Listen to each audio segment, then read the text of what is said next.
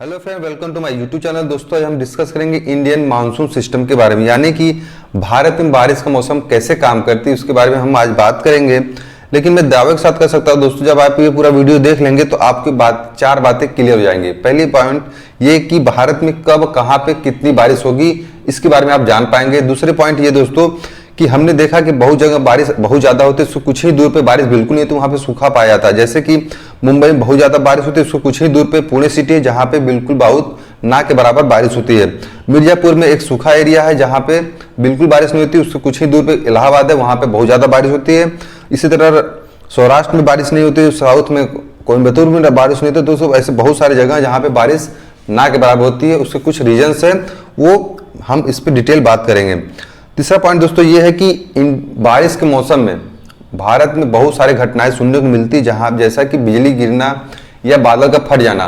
तो दोस्तों बादल का फटना, बिजली गिरना कोई एक साइंटिफिक रीजन है और कुछ ही जगह पे हमेशा ये रेगुलर होती है। तो मैं इसके बारे में आप जब बता देंगे तो आपको क्लियर हो जाएगा कि कहाँ पे बादल हमेशा फटता है और क्यों फटता है।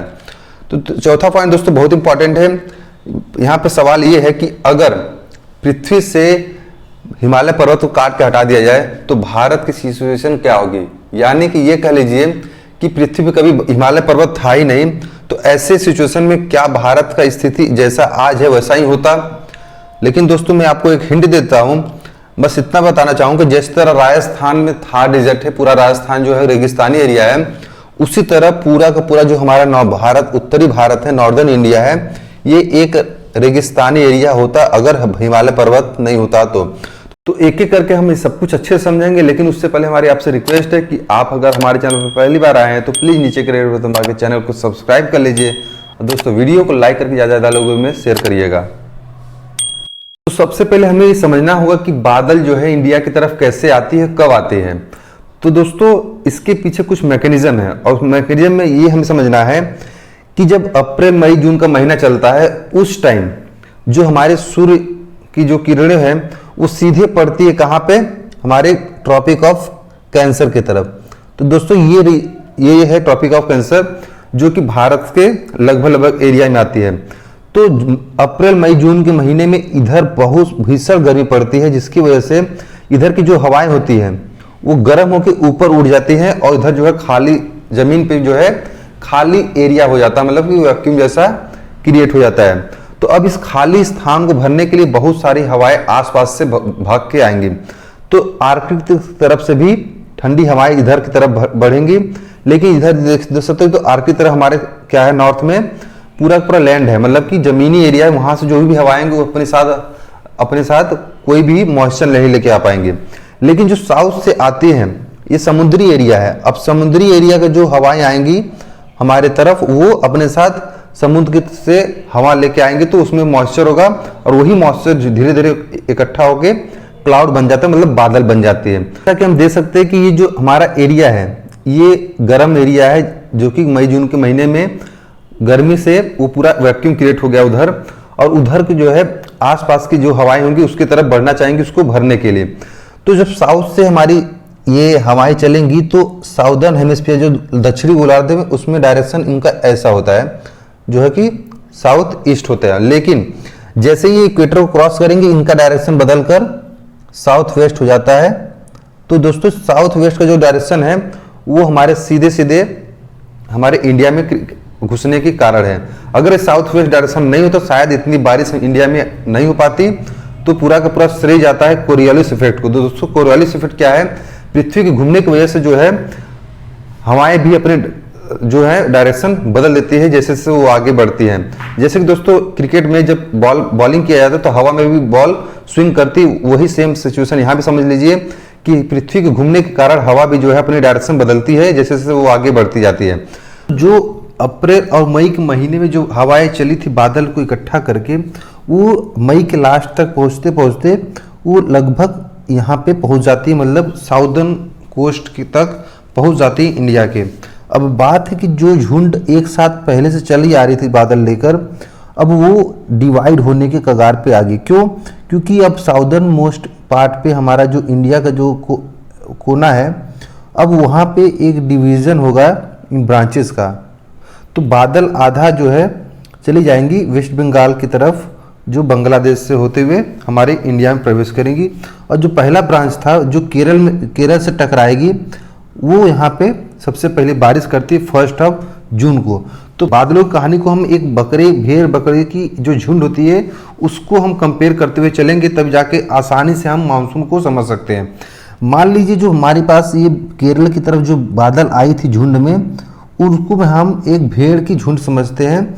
अब भेड़ का झुंड दोस्तों इसलिए क्योंकि भेड़ भी जो एकदम अपने डायरेक्शन में सीधे चलती है, पूरी पूरी झुंड एक साथ एक ही डायरेक्शन में बढ़ती है आगे, चाहे कोई भी रास्ता कैसा भी रास्ता है। तो उसी तरह बादल भी बिना अपना रास्ता चेंज किए सीधे डायरेक्शन में साउथ वेस्ट डायरेक्शन में बढ़ती है केरल की तरफ। अब बात है जैसे केरल के पास पहुंचेगी, आसमान से बादल को बहते हुए क्रॉस करके वेस्ट बे ऑफ बंगाल में पहुंच जाना चाहिए था, लेकिन ऐसा नहीं होता है। क्यों? क्योंकि यहाँ पे मुंबई से लेके पूरे केरल पे एक कोस्टल एरिया में जो है घाट है। घाट मतलब खड़ा कगार दीवार की तरह जो पहाड़ का काम करती है, और ये पहाड़ जो है पूरी पूरी बादल को, पूरी भीड़ की झुंड को रोक देती है और मजबूर कर देती है या तो लेफ्ट जाने को या तो राइट जाने को, और जिनके पास हिम्मत हो वो ही क्रॉस करके इसको पार कर पाती है। तो सबसे पहले हम यहाँ पे समझेंगे कि ये जो खड़ी कगार है वो बना कब और कैसे बना। 5 करोड़ साल पहले ये जो प्लेट दिख रही काले काले जो बाउंड्री है, ये प्लेट बाउंड्री है। पृथ्वी एक गोल आकार जरूर है, लेकिन उसके ऊपर जो भी जमीन है वो एक दूसरे के ऊपर तैरते हुए बहती रहती है। और बहुत सालों बाद जो अब जाकर जो अभी हम मैप पे देख रहे हैं, ये करोड़ों साल पहले की बात है जब जाकर ये प्रेजेंट मैप तैयार हुआ। उसके पहले इंडिया का जो मैप है, इंडिया का जो ये प्लेट है वो कहीं साउथ में था इधर, जो कि ऑस्ट्रेलिया से लगी थी। लेकिन समय के साथ 5 करोड़ साल बाद पहले ये धीरे धीरे इधर आने लगी, बहते बहते किधर, यूरेशिया की तरफ, तिब्बत की तरफ। 1 करोड़ साल पहले क्या हुआ, ये प्लेट जो है इंडिया की जो प्लेट है वो पहुंच जाती है तिब्बत प्लेट के पास। मतलब कि जहां आज हिमालय पर्वत है उसके ईस्ट नॉर्थ साइड में जो तिब्बत का पठार है वहां पहुंच जाती है इंडियन प्लेट, और वहां से जाके उसको टकरा जाती है। टकराने के बाद क्या होता है दोस्तों, मान लीजिए हमारा तिब्बत का पठार है और हमारा जो इंडिया का जो प्लेट था उसका कुछ डिजाइन ऐसा था। अब होता क्या है, जैसे ये हमारा इंडियन प्लेट पहुंचती है हमारे तिब्बत से टकराने पे, जो आगे का जो भाग रहता है वो लड़ती है सबसे पहले तिब्बत पठार से, और पूरा का पूरा जो लोड पड़ता है इसी डायरेक्शन में लड़ने की वजह से यहाँ पे एक क्रैक जम जाती है। जिस तरह दोस्तों कोई गाड़ी अगर कहीं लड़ती है, उसकी जो साइड लड़ता है सबसे पहले उधर सबसे ज़्यादा डैमेज होता है। तो इंडिया का जो लेफ्ट साइड था वहाँ पे डैमेज होता है, और इसके पूरे पीछे तक एकदम कोने तक जो है एक क्रैक डेवलप हो जाता है, और ये वाला पार्ट जो होता है पूरा ब्रेक होने की वजह से वहीं पे समुद्र में डूब जाती है। और जो आज का भारत है दोस्तों, ये कुछ इस तरह है। तो जो टूटा हुआ भाग था वो टूट जाने की वजह से वहीं समुद्र में धंस जाती है और पूरा कोस्टल एरिया बना देती है। इसलिए दोस्तों जो अरब सागर है, मतलब मुंबई के जो वेस्टर्न पार्ट है, वहाँ जो समुद्र है वो कुछ ज़्यादा गहरा नहीं, क्योंकि वहाँ पे ऑलरेडी एक पठार डूबा हुआ है, तो गहरा ज़्यादा इधर नहीं है। इसलिए पूरा का पूरा कोस्टल एरिया है, और इस जो ब्रेक होने की वजह से जो खड़ा कगार बन गया एक पहाड़ की तरह काम करती, और पूरी की पूरी जो पहाड़ जो है वेस्टर्न घाट के नाम से जाने जाती। और यही वेस्टर्न घाट जो है पूरी क्लाउड जो हमारी भेड़ की जो झुंड चली थी, बादलों की जो झुंड चली थी, उसको रोक देती है और मजबूर करती है क्या करने को, बारिश करने को। अब जो बादल केरला के पास पहुंच चुकी, अब इनके पास 2 ऑप्शन है, या तो ये लेफ्ट साइड घूम के मुंबई की तरफ बढ़ जाए इसी पहाड़ के सहारे, या इस पहाड़ को लांघकर उस पार चली जाए और आगे बढ़कर ये बे ऑफ बंगाल की तरफ होते हुए अपने रास्ते चली जाए। लेकिन इस पहाड़ को, इस चट्टान को जो दीवार बन के खड़ा है वेस्टर्न घाट, उसको पार करना उतना आसान नहीं होगा। क्यों? क्योंकि बहुत सारे जो क्लाउड पीछे से आ रही है वो एक दूसरे को धक्का देते हुए बढ़ेंगी, और उनको मजबूर होकर हवा के साथ इस जो है उनको लेफ्ट साइड आगे बढ़ना पड़ेगा भीड़ से निकल के। तो भीड़ से जैसे ही निकलेंगी वो इसी पहाड़ के सहारे, इसी वेस्टर्न घाट के सहारे वो मुंबई की तरफ बढ़ती जाएंगी, और पूरी दीवार में रगड़ते हुए आगे बढ़ेंगी, और जहां जहां रगड़ते हुए चलेंगी बादल जो है कंडेंस होकर बारिश करते हुए आगे बढ़ेगी। इसीलिए दोस्तों केरला में सबसे ज़्यादा बारिश यहाँ पे, तो क्योंकि सबसे ज़्यादा जो बादल का झुंड एक यहाँ पे इकट्ठा होता है, सबसे ज़्यादा कंडेंसेशन यहीं पे होती है, बारिश बन के यहीं सबसे ज़्यादा बारिश होती है, और सबसे ज़्यादा केरल में भी बाढ़ आने की संभावना इसीलिए सबसे ज़्यादा होता है। तो यहाँ से सबसे ज़्यादा बारिश केरला में होती है 1 जून को। उसके बाद मुंबई की तरफ पहुँचते पहुँचते ये 12 जून तक मुंबई पहुँच जाती है बादल। उसके बाद कुछ अब बात करते हैं जो बादल इस दीवार को पार कर जाएंगे उनका क्या होगा। कुछ हद तक 10% जो बादल होंगे उस पहाड़ को, इस वेस्टर्न घाट को लांग कर उस पर पहुंच जाएंगे। अब जब लांगने के लिए उस ऊपर चढ़ेंगी, पहाड़ों पे चढ़ने लगेंगे बादल, तो उनका एनर्जी लेवल डाउन होगा। जैसे हम थक जाते किसी पहाड़ पे चढ़ने में, उसी तरह एनर्जी जो है बादलों का भी डाउन होगा, और वो जो है कंडेंस होके एनर्जी लूज करके ठंडा हो जाएंगे, और ठंडा होने के बाद पानी बन के बारिश वहीं पे कर जाएगी। और जो बादल उस पार चली जाएगी हाई एनर्जी की वजह से, उनके जो पार करेंगे तो ऐसा नहीं कि उस पार जाते हुए बारिश करने लगेंगे। अब पहाड़ों से जब नीचे वो आने लगेंगे तो उनका जो एनर्जी लेवल है बढ़ेगा। क्यों? जैसे हम पहाड़ से या किसी ढाल से नीचे उतरते हैं तो हमें एनर्जी लगाने नहीं पड़ती, बल्कि एनर्जी ऑलरेडी मिलती है ग्रेविटी से। तो बादलों के पास जो इतनी लोड है, उनको भी ग्रेविटी की वजह से वो पहाड़ों के नीचे ऑलरेडी आने लगेंगे, और उनका एनर्जी लेवल बढ़ेगा। क्यों?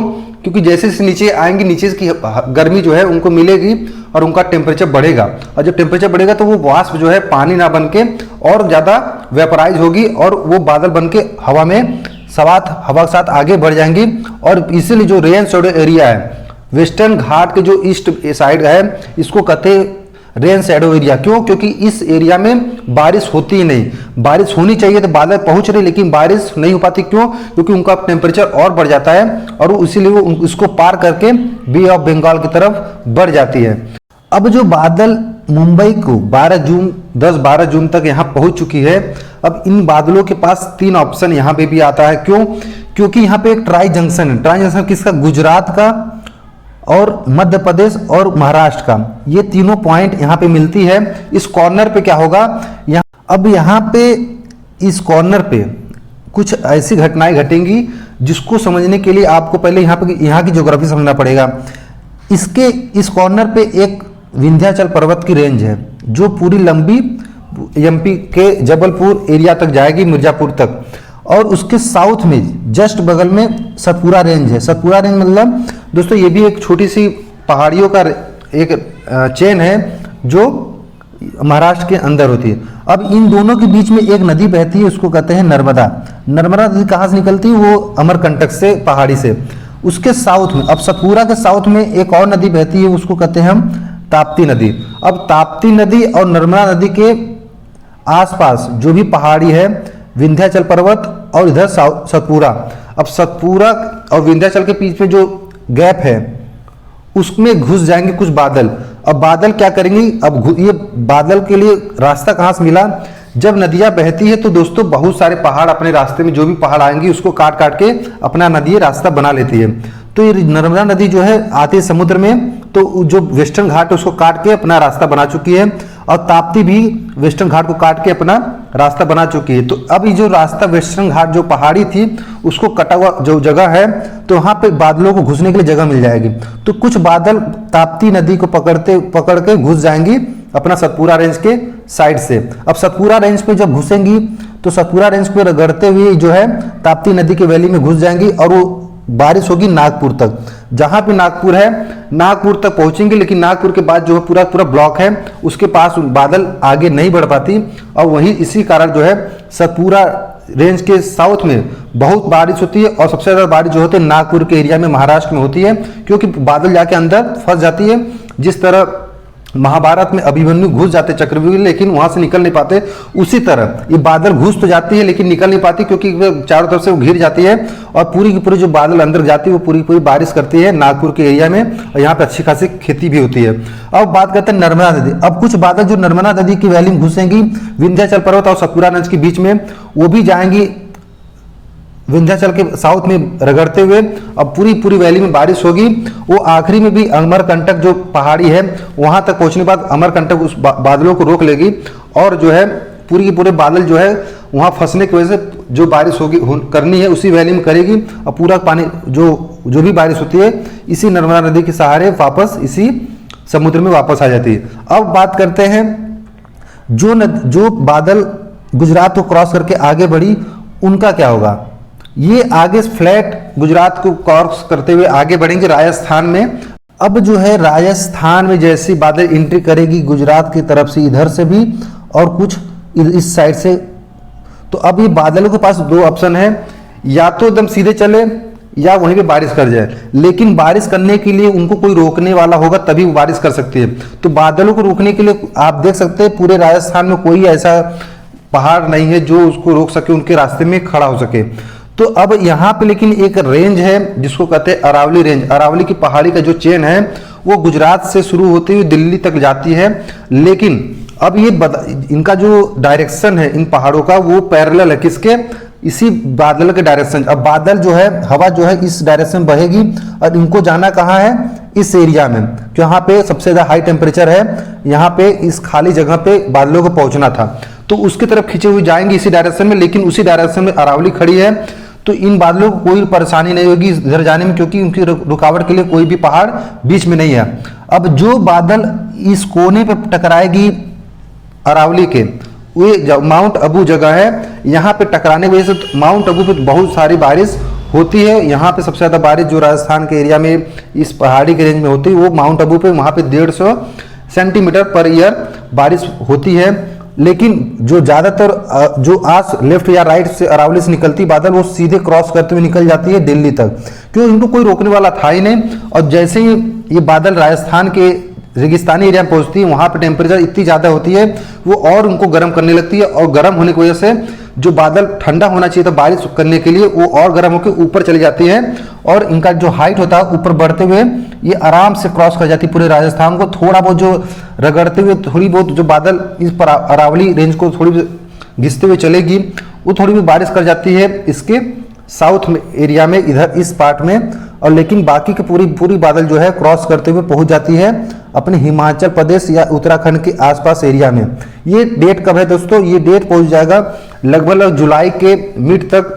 ये पूरी बादल जो है पहुंच जाएंगी उत्तराखंड के आसपास। अब बात करेंगे जो साउथ से निकली थी वेस्ट बंगाल की तरफ जो ब्रांच, उनका क्या होगा उसके बारे में समझते पहले।